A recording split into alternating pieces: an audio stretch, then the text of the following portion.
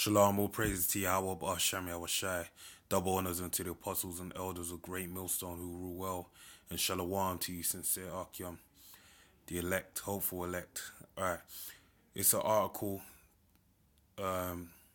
entitled, What Does Critical Terror Threat Mean? Alright, now you should be aware that those recent terrorist attacks, really false flags that were brought upon Manchester in the United Kingdom, England. And basically what happened is you know, a concert with Ariana Grande in Manchester Arena was blown up, and you had 22 people that died and 59 people that injured, if that's still the numbers at this present time.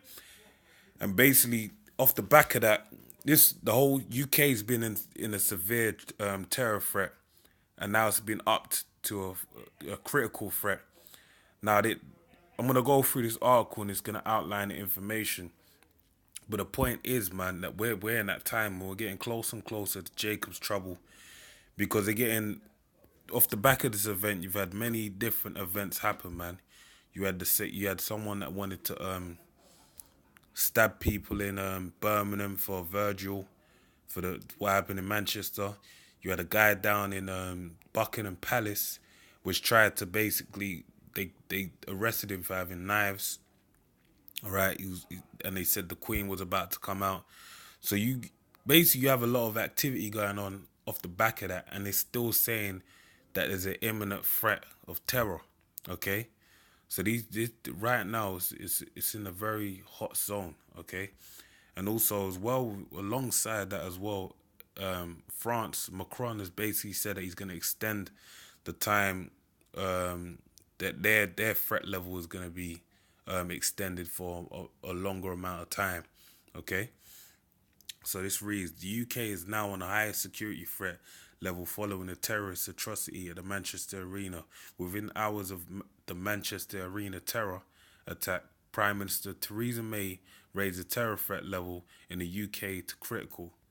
Okay, let's get down to this. I want to pick out some points. What does the critical level mean? Threat level mean? It means that an attack by terrorists is expected imminently. So this ain't it's gonna happen. That's what they were saying before. They've been saying for the longest that they're sure something's gonna happen. But now the terror threat's gone up, and they're saying that something is expected imminently. Like it's definitely gonna happen, man.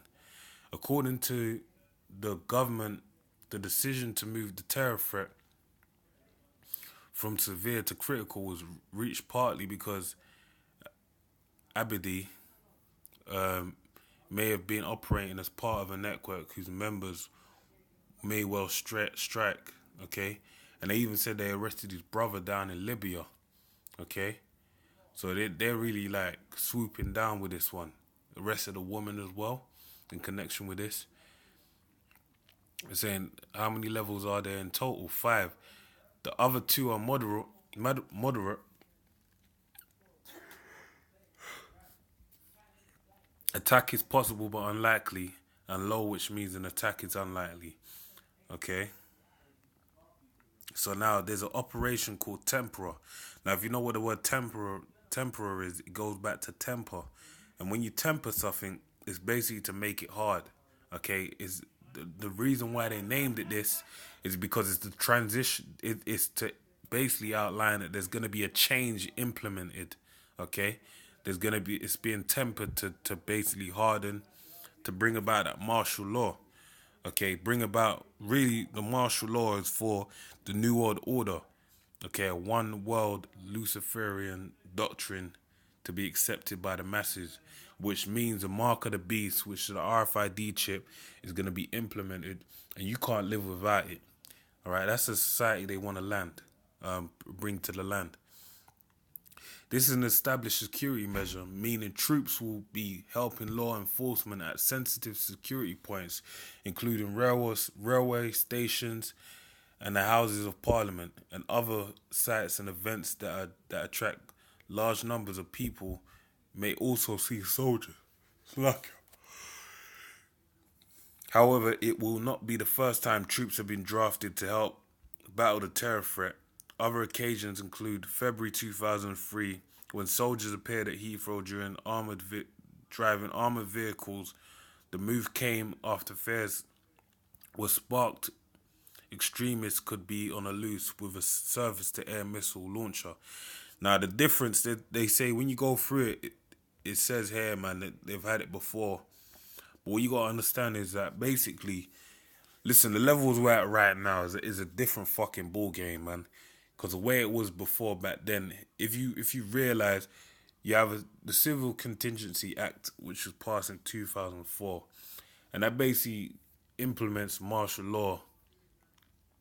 You know, the government allowing to suspend certain rights from the public, but they've slowly been introducing elements of the New World Order into society via way of propaganda, fear mongering, and false flags. All right, to take away the rights of the people, and for it to for it to be made justified in them doing so.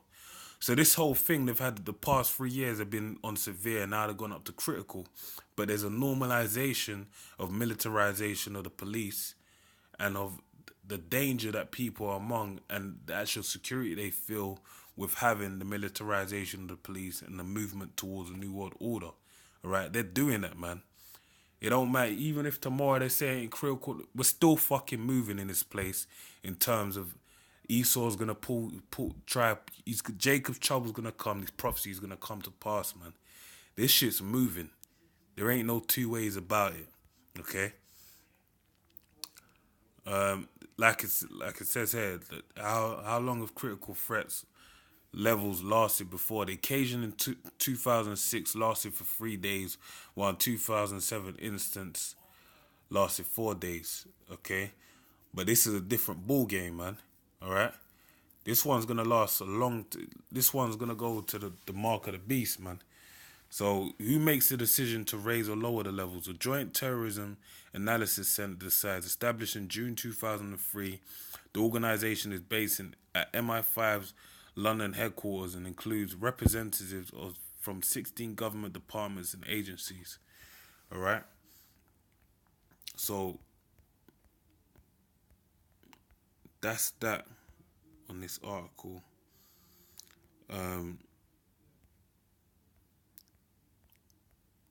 Grab a scripture, man.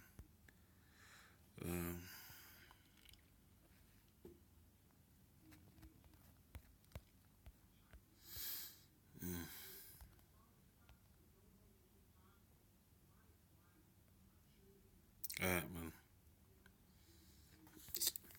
It's Revelations 3:10. Because thou hast kept the word of my patience. What is the word of my patience? Okay?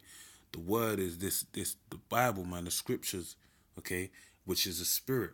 And the spirit quickeneth, okay? And that quickening spirit is Yahweh Shai, man. He is a comforter that sups with us, that allows us to gain wisdom, knowledge, and understanding. And it can only be kept with patience if the Lord is allows you, if you're of the elect, basically, man.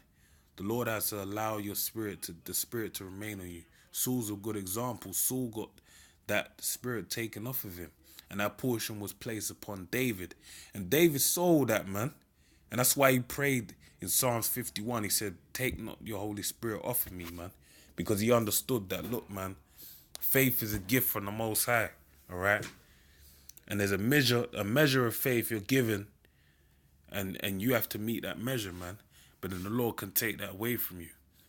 I also will keep you from the hour of temptation. When's the hour of temptation? That's when when Esau, okay, gets the green light for him to come do his thing, man. Martial law, famine, okay, disease, germ warfare, all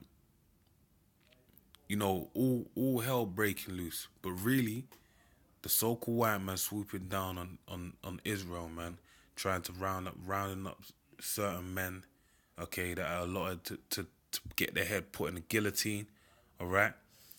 That's the time of Jacob's trouble, when all these people out here chatting shit on the fucking comment boards are gonna get their heads put in a blood clot guillotine, man. That's that time, man. When you niggas out there playing dumb, man, you're gonna get your come up. You're gonna find out the hard way, all right? And the temptation as well is to be tempted with an RFID chip. Okay, are you gonna hold firm in the word and not take that chip, or are you gonna take that chip? All right. Even these niggas out there saying the mark of the beast ain't no RFID chip. Are you gonna take the chip? Cause nigga, you should know the fuck. You should know the laws, man. And you should know what the fuck you're meant to do, man. Because you ain't meant to put no incisions inside your body. So you can't even take it no damn fucking way. Alright? Which shall come upon all the world. So it's going to happen to everyone. To try them that dwell upon the earth. Okay? You jump. Go here, man. Revelations 2 and 10. Fear none of those things. Now what are we to do? Fear none of those things. Okay? Which thou shalt suffer. We're not meant to fear these things, man, because the Lord is there, man. This is all the Lord's plan. The Lord's the man pulling the strings behind the scenes, so you ain't got nothing to fear. Anything that happens is meant to happen, man. But you gotta go in the spirit and be righteous and hold on to this word. You ain't meant to, turn to the left or turn to the right. You're meant to stand up firm in the knowledge of Yahweh Bashem El Shai.